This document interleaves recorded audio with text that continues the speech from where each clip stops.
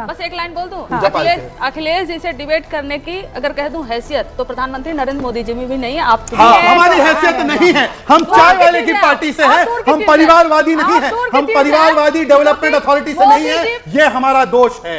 हम परिवार से नहीं है, ये हमारा दोष है। देखा आपने, देखा आपने, प्रेस कॉन्फ्रेंस भी नहीं कर सकते। देखा आपको इंटरव्यू दिया था कि नहीं दिया था मोदी जी ने?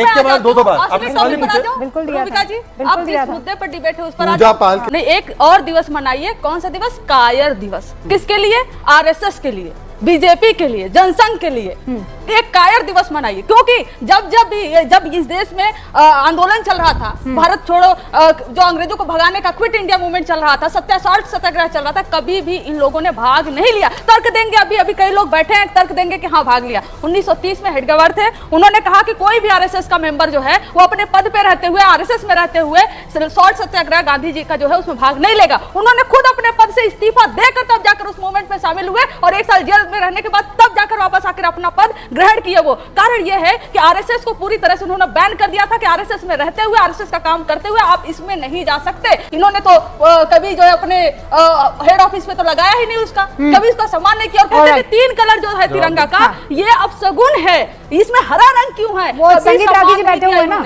कभी सम्मान नहीं किया इन्होंने। रागी साहब सुनिए, दिवस मनाना आपने सुन ही लिया होगा, कह रही हैं कि संघ और ये तमाम जितने भी हिंदूवादी संगठन और बीजेपी, इन सबको भी एक दिवस मनाना चाहिए और उसका नाम उन्होंने दिया कायर दिवस, और फिर इतिहास याद करवाया। जवाब दीजिए सर। देखिए रूबिका जी, डॉक्टर अंबेडकर ने भी क्विट इंडिया मूवमेंट का उतना ही विरोध किया था जितना हिंदू महासभा ने विरोध किया था।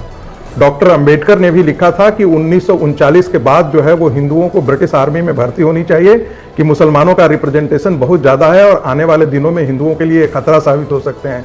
लेकिन किसी भी राजनीतिक प्राणी की ये हैसियत और हिम्मत नहीं है कि अंबेडकर को इस पर करें। 1 मई 1940 को गांधी जी ने हरिजन में लिखा कि भारत के अंदर यदि मुस्लिम रूल होता है तो वो मुझे प्रेफरेबल है एक ब्रिटिश रूल से। ये 1 मई 1940 गांधी जी हरिजन में लिखते हैं। उसके बावजूद यदि हिंदू महासभा उनके साथ खड़ा हो जाए तो हिंदू महासभा को लोग धिक्कारित करते। और क्विट इंडिया मूवमेंट किस समय गांधी जी को पढ़ना चाहिए, इंडिया विंस फ्रीडम भी पढ़ना चाहिए। मैं इतिहास को उन पन्ने को कुरेदता नहीं हूं जिसमें उन्होंने लिखा था कि गांधी जी ने बिना कांग्रेस के किसी भी सहमति को एकाएक ड्रॉप कर दिया मामला। एनीवे, दूसरी बात, मैं जरा हर्षवर्धन त्रिपाठी को करेक्ट करना चाहता हूं। हर्षवर्धन जी ने जो कहा वो मुझसे उससे थोड़ा सा अलग में हट करके जाना है। पाकिस्तान पॉलिटिकल इस्लाम की नाजायज औलाद है।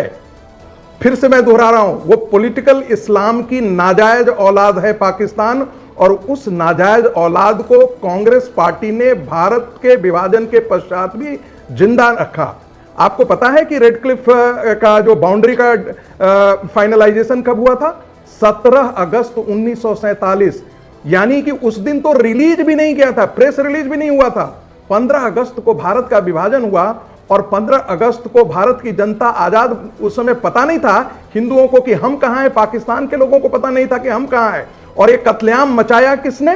किसने साइन किया था? कांग्रेस के 3 नेताओं ने साइन किया था, मुस्लिम लीग के 3 नेताओं ने साइन किया था, और सिखों की तरफ से मास्टर तारा सिंह ने साइन किया था, और जो ब्रिटिश अथॉरिटीज ने साइन किया था। तो चूंकि 20 मिलियन के आसपास लोग इससे अफेक्टेड थे, जिसमें लाखों तो मारे गए थे जिनके आपने बात किया। अब वो विभाजन की विभीषिका चूंकि इस्लाम के नाम पर हुई थी और इतना कत्लेआम इस्लाम के नाम पर मचाया गया था, उसको बचाने के लिए पाकिस्तान में बचे हुए, पाकिस्तान में बचा कौन था? आर्य समाज, हिंदू महासभा और राष्ट्रीय स्वयंसेवक संघ के लोग। ये सारे कांग्रेसी तो बुजदिल और कायर भाग करके पाकिस्तान से आ गए थे। वहां उनकी हिफाजत शरणार्थियों को रहने वाला कौन था?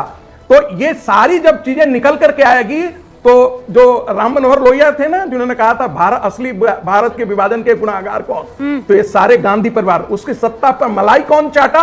गांधी परिवार ने मलाई चाटा।